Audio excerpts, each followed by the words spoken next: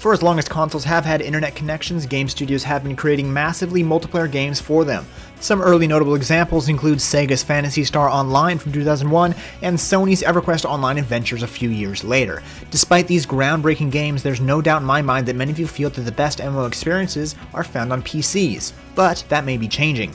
Sony's PlayStation 4 and Microsoft's Xbox One are more PC-like than ever, and now talented AAA console development teams are finally wrapping their heads around how to create persistent online worlds and long-term character growth. As a result, next-gen might be the era that console MMOs finally come into their own. Today we have the hottest console MMOs both launched and upcoming that you should be sure to keep on your radar. After arguably one of the worst MMO launches in history, Final Fantasy A Realm Reborn is back and better than ever. Somewhat lost in the turnaround is the fact that the game was also released on the PlayStation 3, with the PlayStation 4 version coming later this year. The console version will be fully playable with a controller thanks to the revamped UI, or you could just plug in your keyboard and mouse. DC Universe Online from SOE launched on both PC and PS3 in 2011. After a switch to the freemium-based model 8 months later, the game gained momentum and was available on launch day for the PlayStation 4. A feat in itself, PlayStation 4 players utilize the same servers as the PS3 and PC counterparts. Another Sony Online Entertainment title, PlanetSide 2, has had massive success on the PC and hopes to bring that to the PS4 when launched later this year. Console players shan't need to worry about a clunky gameplay experience because you're used to a controller on a first-person shooter anyways.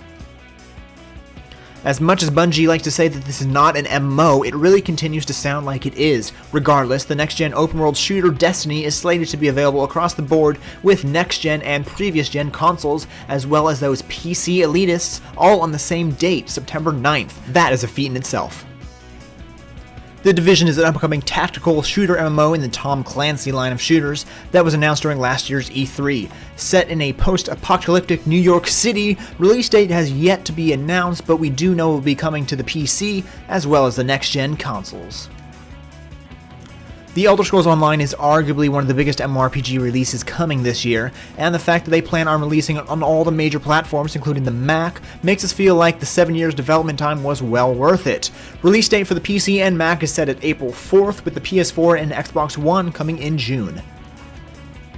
War Thunder is a freemium flight simulator MMO that's made waves on Steam in the past few months. The game has released on PlayStation 4 in the EU region, but has yet to announce a release date for the US. Cross-platform is not available at the moment, but the developer hopes to have it possible in the future.